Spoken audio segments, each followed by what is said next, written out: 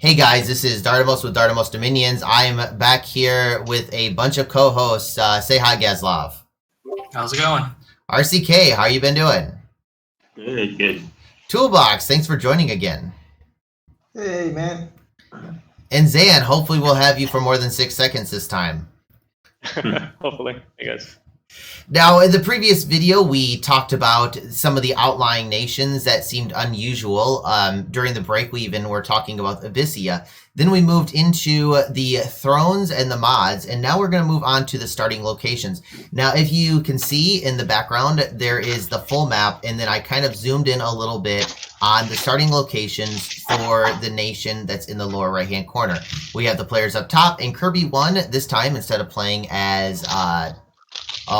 who's the guys before Naba? Who's the EA? Ubar. Ubar. Ubar. Instead of Ubar, he's playing as Phaeacia this time. And what's interesting is Ubar is kind of an interesting nation in itself, and Phaeacia is unique as well. Toolbox, can you explain what makes Phaeacia so interesting in their starting location? They start off on the island, essentially. I'm not exactly a Phaeacia player, so I think someone else will have to talk about what else they get. But in general, they start on the island and they get more money. That's pretty much all I know. Now, what do they get in specific from starting at the island? I mean, can they go underneath water? I mean, what exactly does the island give them, Zan? If they spawn on an island, they're going to get an extra site that, if I remember correctly, it's going to give them extra gold and extra resources to kind of make up for the island start. They cannot go underwater, though. Not normally. Yeah, that was my next question. I mean, so the water around them, they're either going to have to get, like a pretender in order to get underneath water? They have a few ways of doing it. The easiest is, probably a pretender. They can be crazy and take water breathing for some reason. Water breathing. They have very efficient crafters that do random water 1. So with a hammer, I think it ends up being 2 gems to craft like a water breathing item or whatnot. So later on, they can actually go underwater and do very good because all their water 1s will have boosters, and they'll be a water nation later though. At the beginning.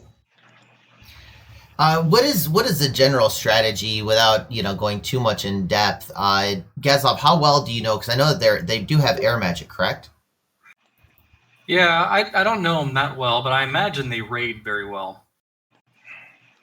Because they're very mobile with their black cells, and the fact that a lot of their commanders have sailing.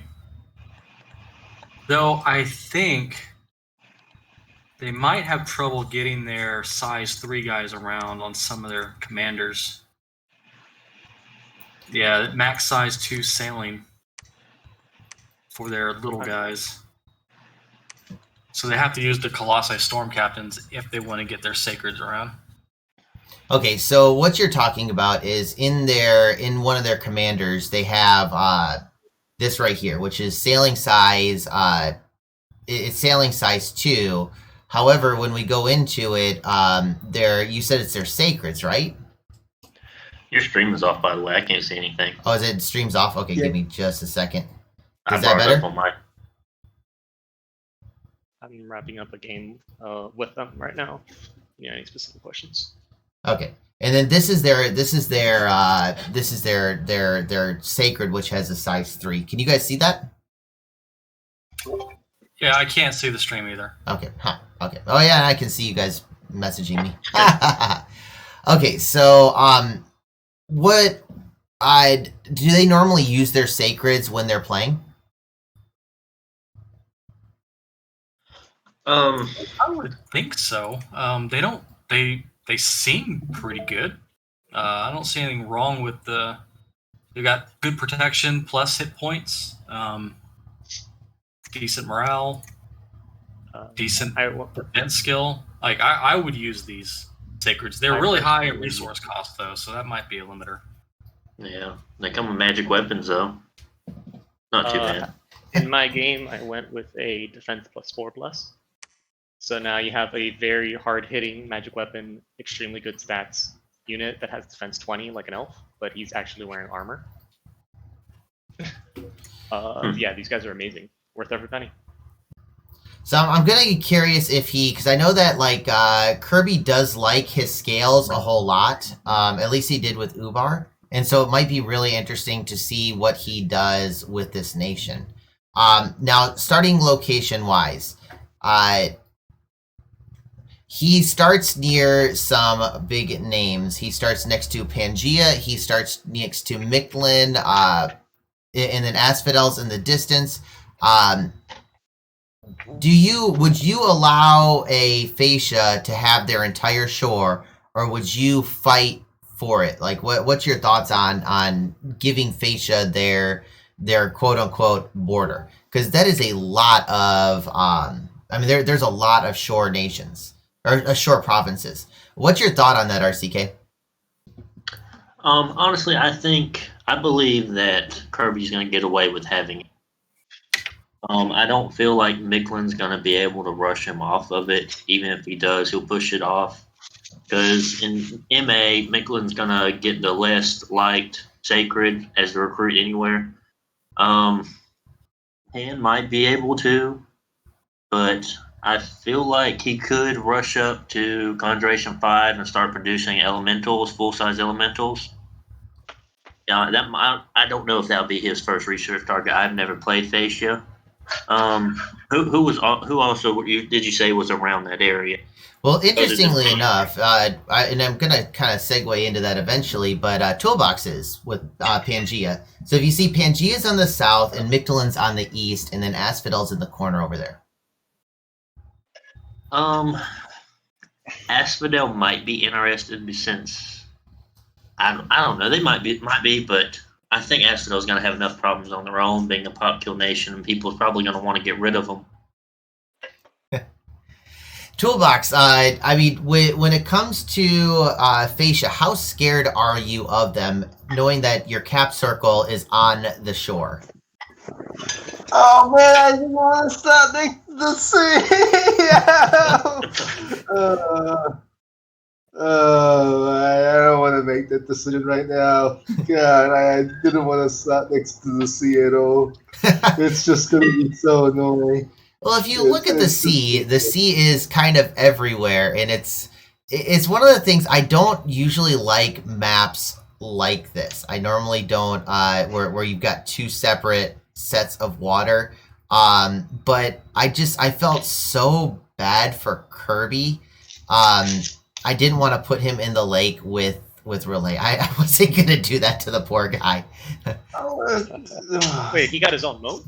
He got it. Yeah, exactly. That's pretty unfair. He did. There's a thin and the other thing is that if you see to the east of Phaeacia's little pond, that little lake there is where we are going to start as the Omniscience mod. So we did take a little bit of water away. They're not separated by much. It's like two land provinces and they're connected.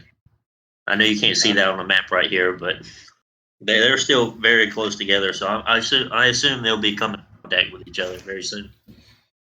I can't imagine that Relay is going to give up the opportunity for more water.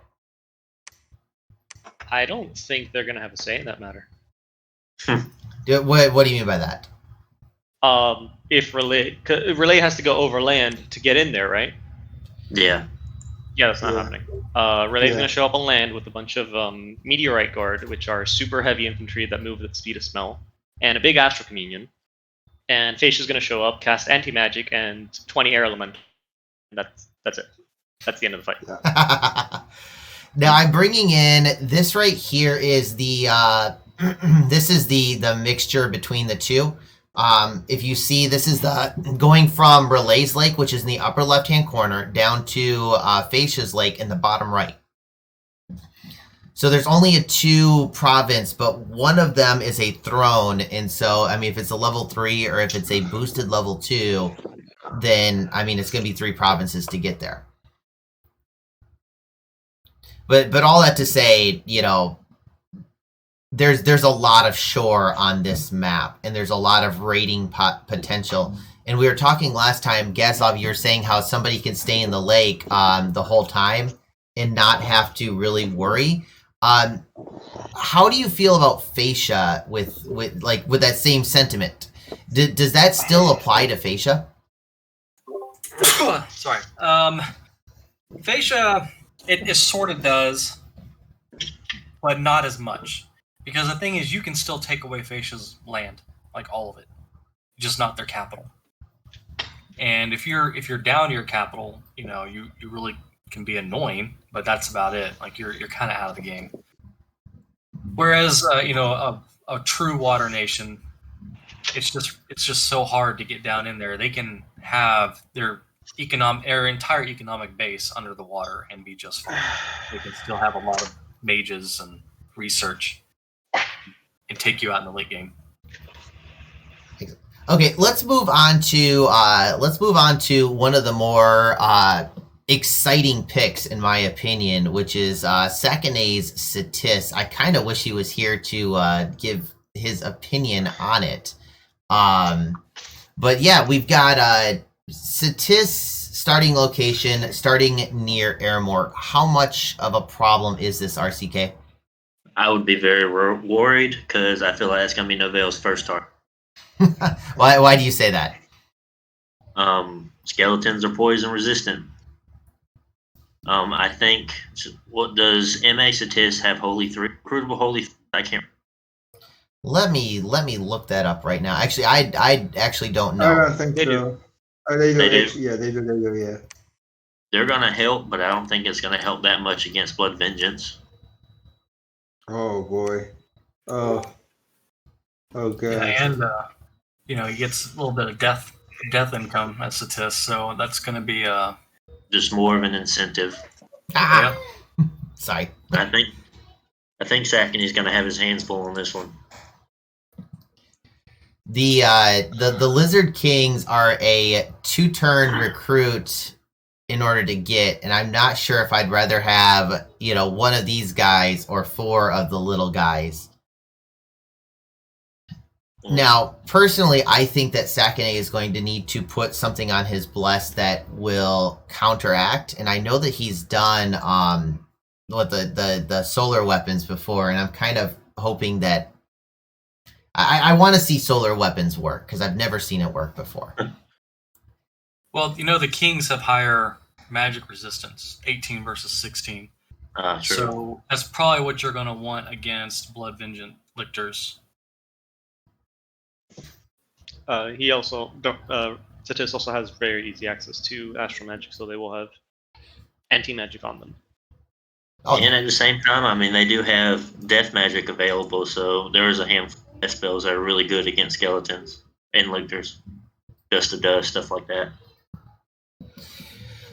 So yeah, I'm gonna throw my hat in on Sakine here. I think Satis Really? has advantage over Arimor. I think it's going to be an uphill battle. and we're not really focusing on Arimor, so as far as we know, there might be other targets that Arimor could be rushing for. Now, the swamp to their north, does that matter for Satis? Does the swamp start matter? For the gems, I guess, but I don't think it particularly useful to Satis. It just they don't suffer the penalties that other nations do. Swamps. Okay. That's, I think, -1 to all stats if you don't have swamp survival. Sorry, can you say it again? I think it's -1 to all stats if you're fighting in a swamp without swamp survival. Okay. Yeah, and also of note, I put a road through everybody's capital so that we can make sure that we have fights quick and that we can have surprise fights and that I had to have my roads. And if I'm gonna have, I hate having this set start, but with the omniscience mod, we had to have it. And so if I'm gonna do set starts, y'all are all getting roads through your capitals, and so that kind of counteracts one of the problems that Satis usually has, which is, you start in a swamp. But does that matter as Satis? No, I don't think so at all. Okay, so swamp survival completely negates the fact that it's a swamp, correct? That's right. I think it also removes the movement penalties. Okay, so this would actually be a bit of a nerf in this case then, right? No, he'll still benefit from the road. Okay. So there will be some benefit, but at the same time, like anybody trying to attack him would have an easier time getting in then, right? No, the other way around. For Satis, that swamp might as well be a plains. It doesn't matter. But for anyone else coming in to attack him, that swamp is a swamp. Okay. And they have to deal with all the penalties of it being a swamp. Okay, well, let's move on to we were just talking about Arimor, and sorry, Zan, I was looking at the map, and we're tiptoeing around you. I'm really glad that I kind of moved the camera over here. Arimor has a couple other targets, being Relay, Mictlan, and Naba. And God, I wish Novell was here because I'm kind of curious on the matchup between going underwater. How does Relay match up against? Oh, me and team, how are you doing, dude? Hello. Well, dude, I'm really excited. You're bottom of the list. We did talk about you a little bit. How well do you know Arimor, dude? I mean, I've played with them in single player a bit, and I've seen Lucid's breakdown. I've messed with them on the Pretender Designer, so I know it somewhat. I wouldn't say I'm an Arimor pro. I'm not Novell or something. Do you see Arimor going underneath water? No. I wouldn't want to early. I would not. You take penalties from the underwater. A lot of your stuff is slashing, so it takes further penalties, and you don't have the magic to hold up to what underwater nations can do. So they'd be at a big advantage. Now, if it's like uncontested, then sure. Like after you've taken your land stuff, go for it. But yeah, I would challenge water nations with Arimor, even somewhat early. So we're gonna roll back to RCK now that you know some more of Arimor's neighbors. Which direction do you think he's gonna go in? I don't know. To be honest with you, between the fight with Satis, I think it's going to be tough, but I think it'll go either way. And when it comes to Relay, I don't think Relay is going to be able to fight Arimor on land, and Arimor isn't going to be able to fight Relay in the. I think that's what it's going to come down to. So you think they're going to be good neighbors? I didn't say that. They'll probably definitely have their problems, but there's not going to be much. I don't see Arimor killing Relay, and I don't see Relay killing Arimor. If you get that. Now, Zan, you're in on this game. You know about Arimor, and you're out of position to attack him. How scared are you of Arimor being Novell is an experienced player with Arimor. He's got a lot more experience than the last game that we played. How big of a threat is Arimor, and specifically Novell's Arimor? To Abyssia? To just the world. To end the game. If Arimor gets a lead, it can be spooky. But if you can slow it down even a little bit and get to the point where he maybe has one additional capital by turn 50, you should be able to handle it. Yeah, there's going to be probably 1,000 stack armies running at you every other turn, but you should, quote unquote, have the magic to deal with that. Now, this is what I want to know from the three players that are here. How much do you guys believe in helping out the people playing Arimor? I'm kind of curious on that. Mian, how much are you for helping out players killing Arimor? It's a great job for somebody else to do. Toolbox, do you give leeway to players that are fighting against Arimor, or are they vulture targets? It depends, but everything depends. But I would try not to vulture them if I can. But if they're in a losing situation where you can't do anything about it, then you have to take what you get. So. Zan, since you're not even touching Arimor, it's kind of a more relevant question, but would you actually directly help players that are fighting against Arimor, or is it just their fight? Oh, I'm the worst person to ask to help someone fighting Arimor. Every game that I've spawned next to Novell, as soon as we touch borders, I send him a message. Hey, bub, I'll give you 2 death gems a turn. Never attack me. Cool. And that's the extent of my Diplo. I think I've done that with Novell specifically 4 games already. So, yeah.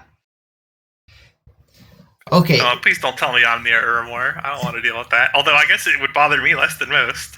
Okay. Asphodel, you are. I think that you might be the corner to him, kind of like where Naba is. I think you're on the other end. We can see in the map here. Where's? God, I need to make this full screen. So I've got 700 different windows up now. Okay, so I moved it to the front. If you can see, oh man, I miss my zoom. I normally do this with Zoom at the same time. I'm teaching doing this now. Okay, so Arimor is right there, and then you are down here. Okay, so technically you're his northern neighbor, but there's a lake between the two of you. Okay. Am I the forest in the forest, or is it me down in the corner? Oh, you're to the left of Asphodel. Can you give it an arrow, because I can't. Soon you're 2 more, and I think we zoom in on you. So at that point you'll be able to see very. Oh yeah. You'll be able to see very well. It seems like the best play here. I'm fairly certain Arimor and Satis are going to go at it. I mean, just the geography is going to force them at war. Yeah. And the thing is, I think Sakane is going to actually convince Relay to help him against Arimor. And that's a good deal for everybody, because Relay gets a little bit of land, but it's not great land. My belief is that whenever I'm in a game with Arimor, and I hate playing with Arimor, any game that I play, I usually ban them straight off the bat. But I just kill them fast. Bare minimum, you're going to be having to fight a bigger war with even less rewards. Hey, Rosia, I can finally ask you, dude, how do you pronounce your name? Wow, that's not a lot of letters. Who is that directed to? Are you there, dude? Like Rob or something. I don't know. Okay, Sounds like well, R is silent. Was that directed towards me? yeah. How do you pronounce your name? I gotta boost your volume a little. So when I came up with the name, I had never pronounced it out loud before, so it really does not matter to me whatsoever.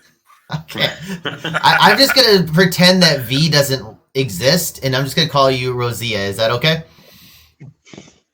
That's fine. Okay, cool. Yeah, fine. Nice to finally talk to you in person. You're another guy that I've known for flipping ever, dude. And yeah, finally nice to be able to talk to you, dude. We are talking about Arimor, and you are a player in here. And we were literally just talking about you as the relay player. How scared are you starting next to Arimor? I'm not scared whatsoever. Okay. All right. Is that because you think you can win, or because you're not an appetizing target? Both. Okay, excellent. Okay, well, we are going to move on to... Well, one second. Okay, what's that? Now, lictors can't go underwater, right? No, they can't. Yeah, Not so unless it takes water breathing. that's one of the reasons why Novell doesn't tend to take lakes. Yeah. He's so Well- lictor heavy in a strategy that It's difficult for even death nations to fight water elementals underwater. Even lictors. It just doesn't matter. Anything is kind of tough underwater versus water elementals. Are you still going to go... I mean, I don't want to go too much in strategy, so let's go more vague. Does Relay usually still go after water elementals even if you're not going to land? So at some point I'm going to have Conjuration 5, right?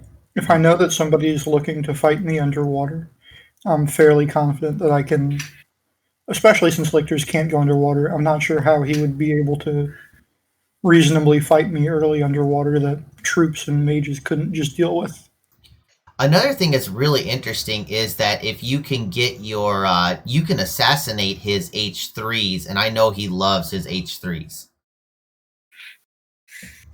So there's a whole bunch of different options for you. So I think you're right. We're talking. We think he's going to go in another direction than that. But let's push on to Naba.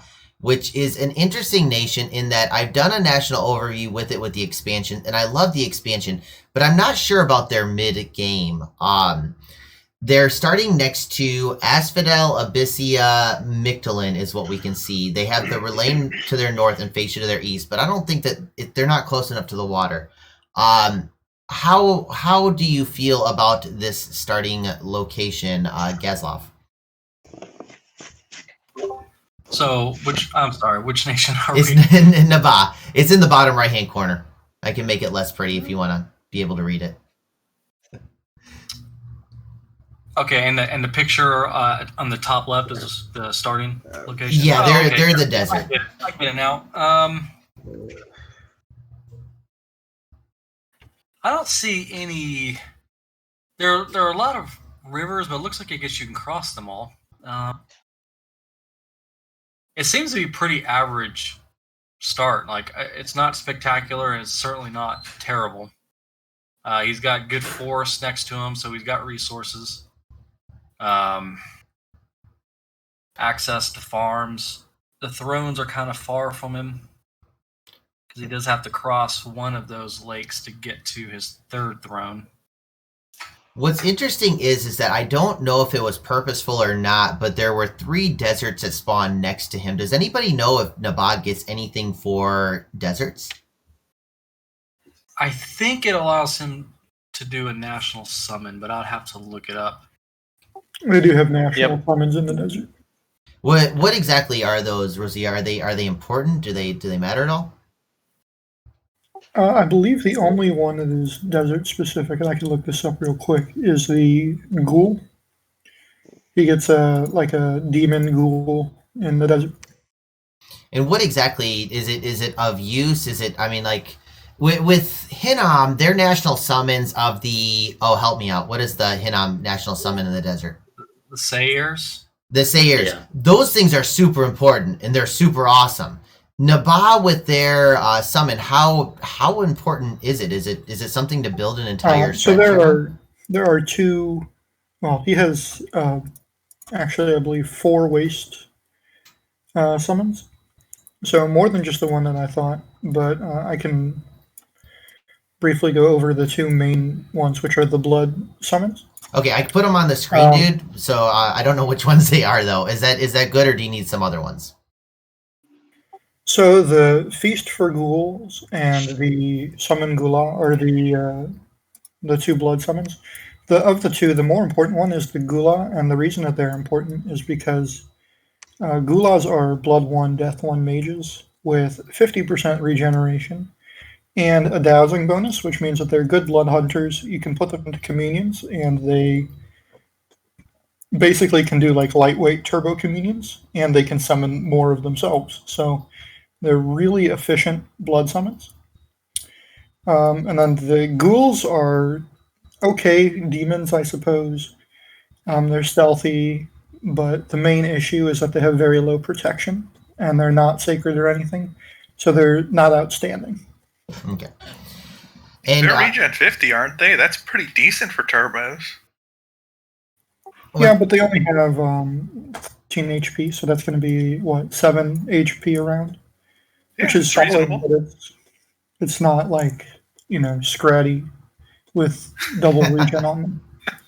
Well, okay, but there are very few Turbo Communion setups that are really competitive with Scotty. See, wait, you said this Gula is you said Blood 1?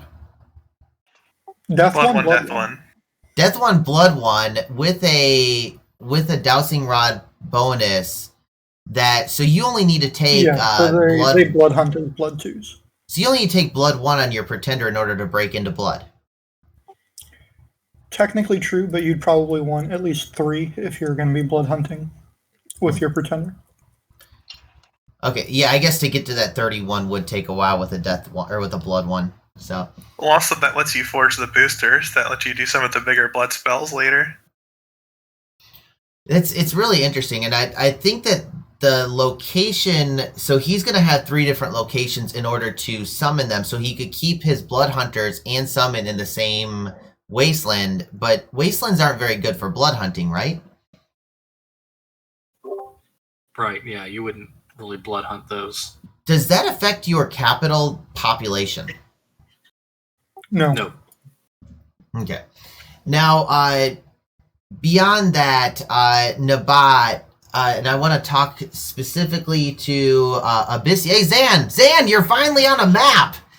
Zan, how scared are you having Naba next to you? Why would I be scared?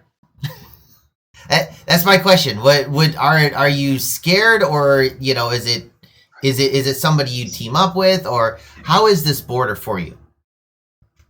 In a worst case scenario, anyone that fights me is going to lose all their units because lava warriors hit very hard. Okay. Yeah, no, I'm not really scared of any neighbor right now. Okay, excellent. Anything else? I think those are going to be famous last words because I really think Abyssia can stand against Umar. Or sorry, Naba. What are they going to do? Some fire elements? I think either side can win that matchup personally. The main thing with it is they use fire elementals, and I'm Abyssia, so I pretend that that's not even a unit. They have high power. And they'll use air elementals, but the air elementals, if they run into a fire elemental, that air elemental disappears. Now, I'm looking at this map, and I didn't even realize that at this time. There is a road straight from Naba to Mictlan. Oh. This is good. I love this map. That's probably not the greatest thing ever for Mictlan, to be honest. This is wonderful. And there's a fightable territory right in the middle where they can have this little death arena, throw all of their units on turn 5 or 6, and the winner takes the other's cap for free. I don't think that anybody's going to be doing, I'm going to take your cap on turn 7 or 8. I mean... I misspoke earlier. So, yeah, I was thinking Ubar. Yeah, Naba. Yeah, no, Zan's right. Naba is not... Naba is probably better against Abyssia than Ubar is, to be honest. It feels like Naba has a very strong expand, but they're very weak against any amount of a bless. So if you have a bless that's anywhat survivable, they seem to not be able to deal with that very well. Am I wrong in this? I'm going to go ahead and hard disagree. I think Naba is one of the strongest middle-aged nations, to be honest. Okay, support that. That's great. I'm glad you can handle anybody. I think they're fine, but I wouldn't say they're one of the strongest. I think I'd say they're middle of the pack. What makes them? What do you think makes them so strong, Rosie? And then I'm going to go back to you and they have very strong mages. Okay, so can you give me a mage that I can look up? The cap only mage is one of the strongest mages in the Middle Age, the Malika. Okay, the red dressed one, right? Yes. Okay, let me get her on screen really quickly. And what makes her so powerful? Can be an Air 4 or a Fire 4 mage. Okay, and what does that do for her? Well, they can cast Fog Warriors, Storm, Firestorm, do full-size elementals easily. Because all of the Malikas are at least Air 3, they can spam Thunderstrike like few other nations can. They also have supporting mage, the Sahir, which can be Fire 3, is always Air 2, and can also get up to Earth 2, just like the Malika can. So they have solid battle magic for Air, Fire, and Earth. They have really good mobility, plenty of stealthy troops, really good raiding capacity with their camels. They have 4 in recruitment Hermit Sahirs, and since they have 2 wastelands, they're going to get 2 cheaper labs if they claim both those. And those can be Air 2, Earth 2, or Fire 2 as well. The troops are solid. It's just a really solid overall nation. Now, when we're talking about troops, are you talking their sacreds? So the Nabaean Desert Warriors are cheap foreign recruits who are stealthy and have a scimitar. So they're fine for raiding or for siege chaff. They have a scout, which is can be recruited everywhere, and it's 20 gold. So that's pretty good. Their camels are really annoying because they spawn in birds that harass the enemy backline at the start of every battle, and they all have composite bows and scimitars. They're also foreign recruit, pretty cheap, stealthy. Their troops are a little bit expensive, but if you buff them up, And these are the giant troops. They're fairly solid in melee. What do you mean by foreign recruit, dude? Foreign recruit means it can be made outside of forts. Okay, so any one of your provinces can create either these desert warriors in the upper right or the camel warriors in the bottom left, right? Yes, that's correct. Okay. You also have stealthy leaders with inspirational +1 who are tax collectors that can lead them, and they can also be recruited in any province.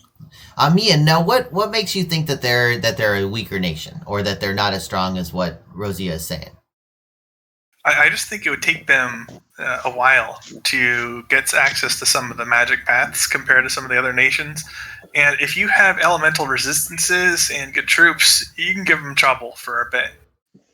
That's kind of, what I saw too, is that the expand was fine, but what's really interesting is I've never seen these desert warriors do well, and they are beautiful on paper. I absolutely love these things.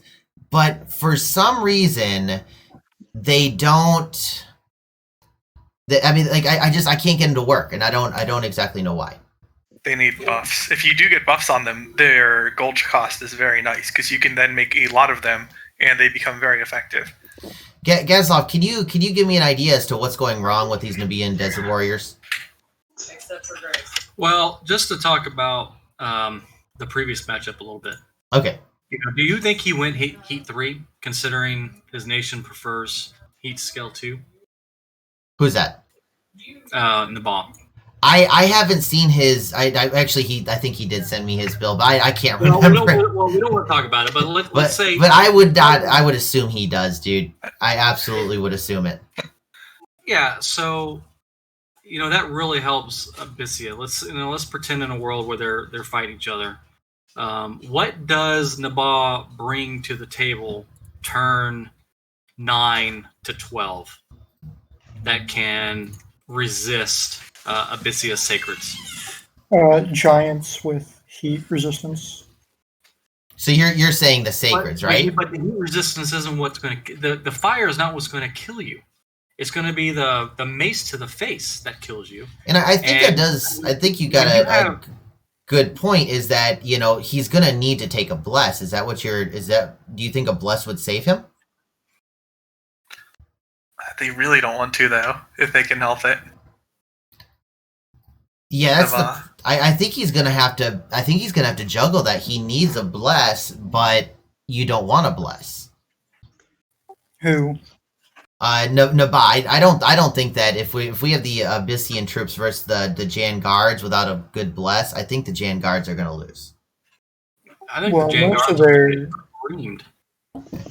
Most of Naba's mages are sacred, and you can thug with a couple of them. So okay, so you would thug it out. Certainly make a bless. Okay, excellent. Well, we are well over time. I've had so much fun that I didn't realize we're about 10 minutes over. So we're going to put a break in here. We're going to come back and we're going to go over the other nations. Before we leave, Gazlov, thank you so much for joining. Thanks for having me. RCK, again, thanks for organizing all of this, because you are the man in charge here, and for getting me these the turns. Oh yeah, no problem. Rosia, it's been wonderful having you for the first time. Thank you for having me. Mian, good having you back again. Happy to be here. Toolbox, thank you for joining. Thank you. And then Zan, excellent having you for definitely more than 6 seconds this time. Excellent. Getting better. Okay, guys, have a good one. Bye.